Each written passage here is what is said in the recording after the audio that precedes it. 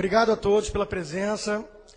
Nossos inimigos, queridos keynesianos intervencionistas, costumam falar que não cabemos nem numa Kombi, não enchemos uma Kombi. E é muita satisfação que eu vejo que precisa de pelo menos 2 ônibus para encher esse pessoal. Então já estamos progredindo. Quando eu fui convidado para palestrar, a primeira coisa que veio à minha mente é que eu não poderia ter a pretensão de falar muito sobre teoria na presença dos ilustres mestres com quem eu tenho aprendido e ainda tenho muito a aprender. Então eu pensei numa forma de tentar agregar um pouco mais e vou basicamente mostrar dados econômicos mesmo do Brasil, que eu acho que eles podem ter uma visão também um pouco mais completa do que vem acontecendo no país. Há muito otimismo hoje em dia em relação à situação do Brasil perante o resto do mundo, e recentemente teve um artigo do Wall Street Journal, da Mary O'Grady, falando para conter um pouco essa empolgação com o Brasil. E os argumentos dela são basicamente na linha que eu vou usar aqui, né? Há muita falácia nessa ideia de que o Brasil está saindo bem da crise por causa das intervenções anticíclicas do governo. E o que eu pretendo mostrar é que não há nada disso, não são políticas anticíclicas, coisa alguma. São, muito pelo contrário, uma tendência de algum tempo já de crescimento excessivo da intervenção e do papel do governo na economia, que está plantando as sementes do que vão ser as crises futuras. Eu costumo dizer que a escola austríaca não é tão boa assim em termos de timing de mercado. Então, mapeia, faz o diagnóstico correto e não sabe exatamente quando que vai explodir o bust depois do boom artificial criado. E pode ser 2, 3 ou 5 anos à frente, eu não sei dizer. O que eu sei é que o governo está plantando uma bomba relógio que não vai dar certo, não é um modelo de crescimento sustentável que está sendo implantado no país. Então nós vamos ver alguns números, alguns dados que tentam corroborar com essa visão. Como é que eu coloco isso aqui? Já está? Tá. Funciona? Tá. Bom, vou passar um pouco rápido por alguns para depois a gente focar nos mais importantes. Mas nós vemos que a base monetária e a expansão de moeda no Brasil vem com uma trajetória de crescimento absurda. Lembrando que para a escola austríaca, inflação não é o que comumente é usado na mídia, na imprensa, né? Inflação que as pessoas consideram como inflação, aumento de nível de preços, ela é uma consequência da verdadeira inflação. Esta sim uma emissão descontrolada de moeda por parte do Banco Central. O M4, dinheiro não tem carimbo. Quando o governo expande a base monetária e os bancos, com sistema de reserva fracionária, expandem crédito de forma abusiva, esse dinheiro não tem carimbo. Então, muitas vezes, ele demora a bater no nível de preços finais do consumidor. E o que nós vemos como o próprio Mises explicou, né, esse aumento de base monetária e crédito, ele não vamos supor que uma fada madrinha dobrasse a quantidade de dinheiro de todo mundo aqui hoje. Né? A ideia de que o nível de preço geral na economia ia dobrar na mesma forma, na mesma proporção no dia seguinte, é totalmente falaciosa. A inflação não é isso.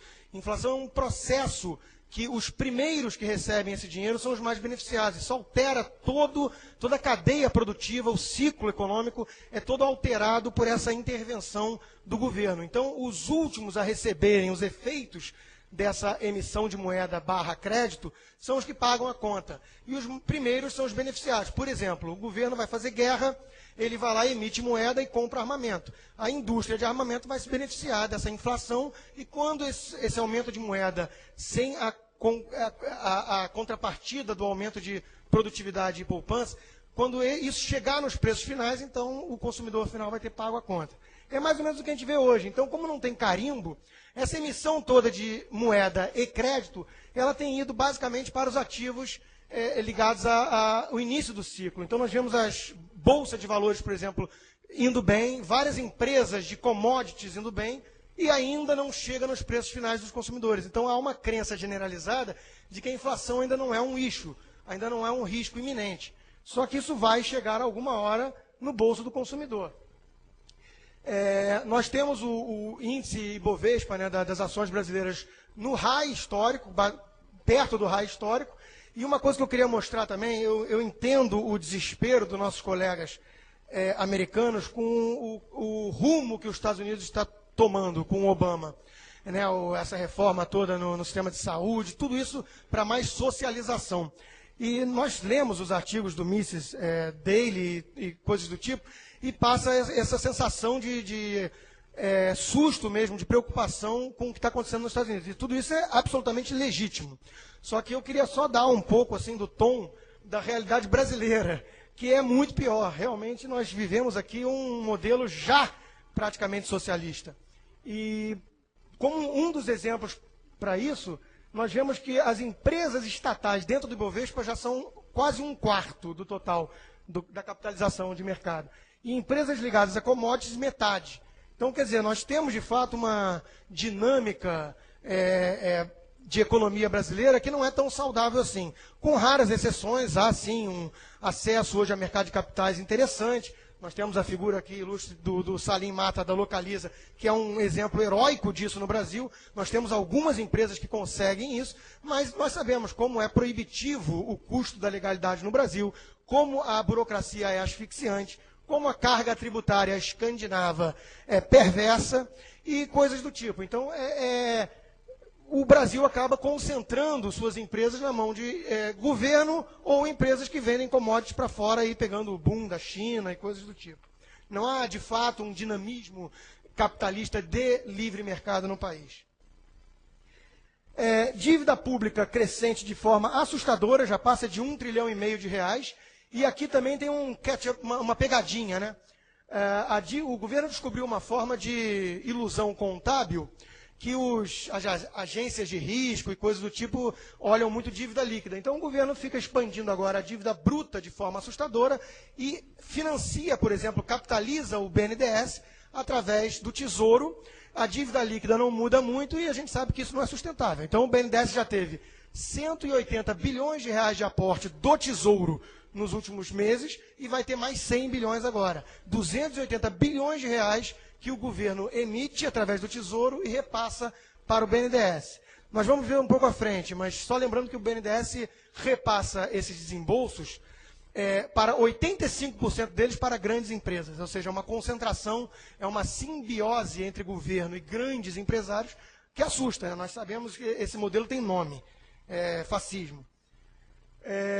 Bom, o governo tem déficit crescente, esse foco no superávit primário também não deixa de ser uma ilusão. O nome do meu livro é Economia do Indivíduo, e eu acho que o grande legado de Mises é realmente esse foco na ação humana. Eu gosto muito de abstração do tipo de Robinson Crusoe, para você entender como é que funcionaria um indivíduo, depois você acrescenta a sexta-feira e vai vendo como é que é o dinamismo de uma economia com trocas voluntárias. O problema é que o governo ele ignora isso, ele faz coisas e as pessoas acreditam que ele representa uma coisa extra, né, uma entidade quase que marciana, e esquece que no fundo estão pessoas, indivíduos por trás. Então qualquer indivíduo na sua família, na sua casa, saberia que ele tem uma fonte de renda e uma fonte de despesa. Se ele gasta mais do que ele paga, ele vai ter problemas inevitáveis à frente. O governo parece pensar diferente. Né? Quer dizer, ele cria essa magia do superávit primário e esquece que ele tem dívida, ele tem estoque de dívida que ele precisa honrar. Né? A solução não é o calote. Então, ele vai apresentando déficits nominais crescentes e fingindo que está tudo muito bem porque ele tem um superávit primário, ignorando que ele tem um estoque de dívida, como eu acabei de mostrar, de mais de R$1,5 trilhão de reais, e crescente. O crédito no país também vem crescendo de forma impressionante. Fato, e é um contra-argumento aí para o pessimismo que eu vou mostrar, é fato que vem de uma base muito baixa. Só que o crescimento na margem tem sido espantoso. Então nós temos um crescimento anual aí de mais de 20% desde 2004, no total de operações de crédito, e o mais preocupante, tudo concentrado no governo. O crédito público sobre o PIB saiu de menos de 12% em 2008 e já está chegando a 20%, concentrado em 3 bancos públicos, Caixa Econômica Federal, Banco do Brasil e BNDES. Ora, no Manifesto Comunista de Marx, um dos 10 itens que ele recomenda para se chegar ao socialismo é a concentração de crédito na mão do governo. Nós já estamos vivendo essa realidade assustadora no Brasil. O cão não morde a mão que o alimenta. O governo é dono do baralho, o governo dá metade do crédito existente no país. Que empresário vai contra o governo? Que empresa vai ousar peitar esse Leviatã que detém o crédito todo no país? E isso é crescente, né? Crescente de forma muito preocupante. Em relação aos principais bancos do país, metade do crédito está na mão desses três que eu falei. E muito maior, inclusive, que os outros 3 bancos privados. É curioso que a esquerda gosta de criticar muito banqueiro e ignora que o maior banqueiro do país é o governo, de longe. Bolha imobiliária. Acho que está um pouco distante no Brasil ainda, justamente porque vem de uma base muito baixa. E tem um pouco de respaldo em ativos reais, diferente lá dos Ninja Loans nos Estados Unidos, que era no income, no job, no anything. O sujeito não tinha nada e ele conseguia crédito. No Brasil ainda está um pouco distante dessa realidade. Só que é um pouco preocupante também o ritmo de crescimento acelerado. Hoje em dia, o setor imobiliário apresenta o maior crescimento de longe e é um pouco preocupante. Novamente, concentrado no governo, com o programa Minha Casa Minha Vida, oferecendo crédito de baixa renda, que é sempre uma política populista de governos, né? Precisa lembrar que nos Estados Unidos também teve toda a intervenção da Casa Branca para que a Fannie Mae e Freddie Mac, 2 paraestatais, concedessem crédito para pessoas que não tinham condições de pagar, porque é muito interessante para qualquer governante mostrar como cresceu a quantidade de pessoas que possuem suas casas durante seu governo, e o governante se preocupa com um mandato só, né? A batata quente é jogada para frente, explode na mão do próximo. Prazo médio de pessoa física também, quer dizer, o duration da dívida também tem crescido muito. Então as pessoas estão cada vez tomando mais dívida com mais prazo.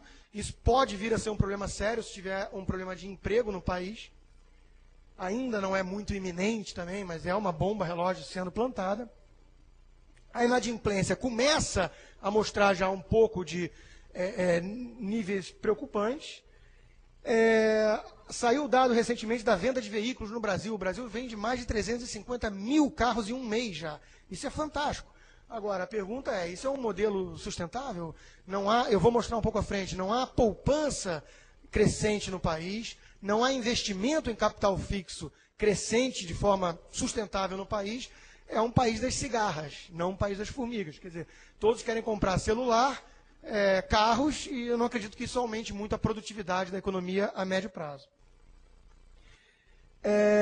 Só para mostrar um dado, durante a crise, o grau de alavancagem dos bancos públicos deu um salto enorme. O Banco do Brasil chegou a 20 vezes R$1 de passivo para cada R$20 de passivo para cada R$1 de patrimônio. Enquanto que os bancos privados, com sócio, com o escrutínio dos sócios preocupados com a lucratividade, esse pecado, reduziram o grau de alavancagem, obviamente preocupados com a crise. É curioso você pensar que a solução para a crise, com um diagnóstico totalmente errado do mainstream de economia, tem sido concentrar mais poder de regulação no governo. Quem vai vigiar o vigia? É mais ou menos análogo a colocar uma raposa para cuidar do galinheiro. Está mostrando aqui que o governo é o primeiro a ter interesse em expandir crédito. É óbvio, ele está preocupado com o mandato dele. Ele precisa apresentar bons números macroeconômicos e dane-se o futuro. Enquanto que os bancos privados são muito mais responsáveis na concessão de crédito. Bom, isso é o BNDES, é o famoso Bolsa Empresa. No Brasil, existe bolsa para tudo, né? Tem Bolsa Família, que é o esmola que compra voto de pobre, e tem Bolsa Miami, que é o dólar baixo para a classe média viajar, e tem o Bolsa Empresa, não poderia deixar de ser. O BNDES saiu de 40 bilhões de reais de desembolso por ano, quando o presidente Lula assumiu, para 140 bilhões quase ano passado, e vai repetir esse ano. Medida anticíclica, né? Isso é medida anticíclica. Alguém acredita que a economia retomando, o que já está acontecendo, o BNDES vai pisar no freio forte? Anticíclico, até onde eu entendo, é dos dois lados. Né? Mas os keynesianos entendem anticíclico só quando tem crise. Aí eles justificam a gastança do governo. Quando vem a bonança da economia, aí dane-se. Aí eles esquecem do termo anticíclico. Isso aqui, como eu disse, é 85% direcionado a grandes empresas. Empresas que não precisam, empresas que têm o capital livre para se capitalizar, como, por exemplo, a Petrobras, a maior empresa do Brasil. E o BNDES repassa 20 bilhões de reais do nosso bolso para a Petrobras. Em contrapartida a tudo isso, não há uma taxa de investimento crescente no país e não há também uma taxa de poupança decente no país. Claro, há um efeito crowding out. O governo é o principal gastador. E aí não deixa muito espaço para os indivíduos pouparem. É uma sociedade realmente da cigarra, onde a preocupação é só com um curto prazo. Né? Não há uma, os austríacos gostariam de usar o termo preferência intertemporal, não há aqui um foco no longo prazo, não há uma preocupação em poupar um pouco mais hoje para consumir mais no futuro, investindo hoje no curto prazo. Não há isso. Há uma crença generalizada de que é possível ter e comer o bolo ao mesmo tempo. There's no free lunch. Para o Brasil, não é bem assim. O Brasil acha que existe free lunch. É o governo, essa entidade abstrata, onde todos tentam viver à custa de todos.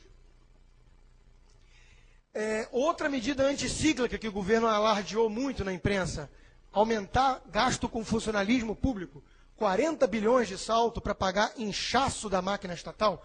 Alguém acha que o serviço público no Brasil é decente ou melhorou na margem? Ninguém. Agora, estão inchando Brasília, estão inchando o Leviatã.